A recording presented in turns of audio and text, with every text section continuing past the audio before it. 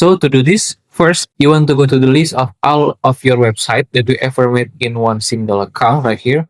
And then to access this, you can just log into your account, or if you are on the dashboard, you can just click on the Wix logo right here at the very top left of your screen, and then it will take you to this place again. Here you can choose the list of your website with grid view or just the list of the view.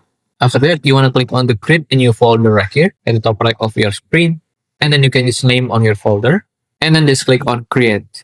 There you go. And then to better organize the sites to a folder, you want to choose on this list view right here, and then start to check mark any of the sites that you want to add to the folder.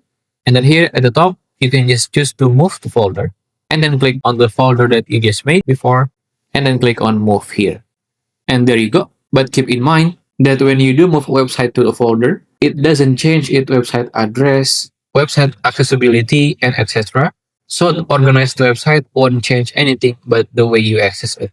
But if you still wasn't sure about this, just drop a comment below and I will help you the best I can do. If you find this video useful, please consider like and subscribe.